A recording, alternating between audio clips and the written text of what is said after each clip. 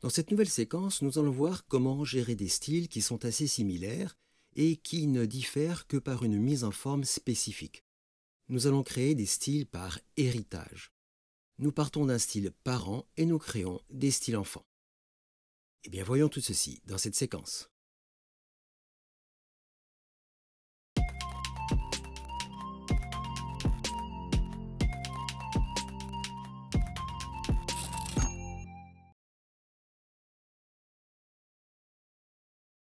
Dans un premier temps, nous définissons le style parent.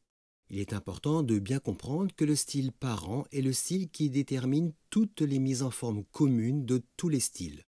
Dans cet exemple, le style parent est tout simplement nommé style parent. La mise en forme est très simple. Le style applique un remplissage vert clair, un contour violet et un contour d'une épaisseur de 3 points. Et dans notre environnement TextPicture, nous avons deux figures qui utilisent ce style. Le cercle et le carré ici.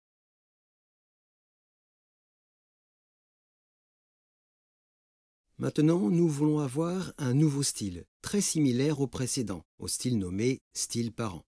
Sauf que le remplissage doit être jaune. Il est donc inutile de tout redéfinir. Il suffit de partir sur le style parent et d'indiquer que le remplissage est différent pour ce style.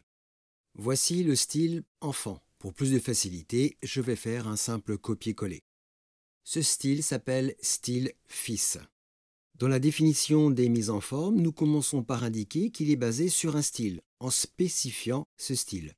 Donc ici, nous indiquons explicitement le style parent, nommé style parent. Cela veut donc dire que ce style enfant reprend toutes les mises en forme du style parent. Le style fils hérite de toutes les mises en forme du style parent, c'est-à-dire du style parent. Ensuite, nous spécifions les mises en forme spécifiques de ce style enfant.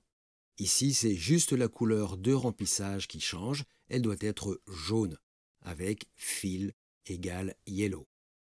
Nous allons maintenant pouvoir appliquer ce style à des figures dans le graphique.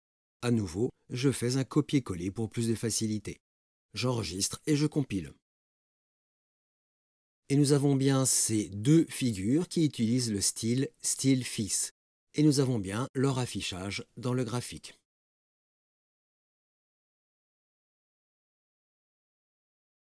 Sur exactement le même principe, nous définissons un nouveau style enfant, nommé style fille.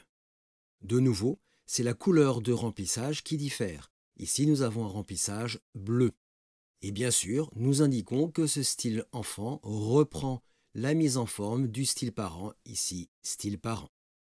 Et ensuite, nous appliquons ce style à une figure. J'enregistre et je compile. Et voilà, nous avons bien dans ce triangle le style enfant nommé style fille.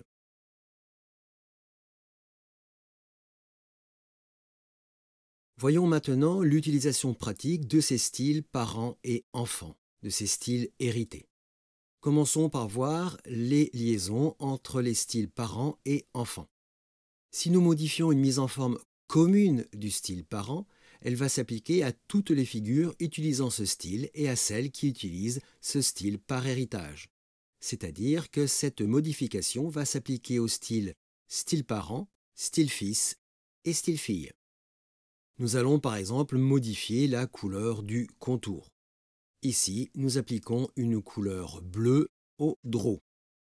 J'enregistre et je compile. Et nous voyons qu'effectivement, toutes les figures, quel que soit le style utilisé, ont leur contour de modifié. Nous avons une couleur bleue. Nous avons modifié le style parent et les deux autres styles enfants, les styles fils et style fille, héritent de cette modification.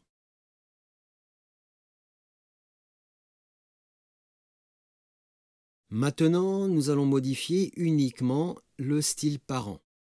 En effet, si je modifie une mise en forme spécifique au style parent, seules les figures qui utilisent le style parent vont être affectées. Dans cet exemple, je vais modifier la couleur de remplissage en utilisant une couleur orange. J'enregistre et je compile. Et nous voyons bien que uniquement ces deux figures ont la couleur de mise à jour, la couleur de remplissage est bien devenue orange, car ces deux figures utilisent le style parent avec une mise en forme spécifique pour le style parent.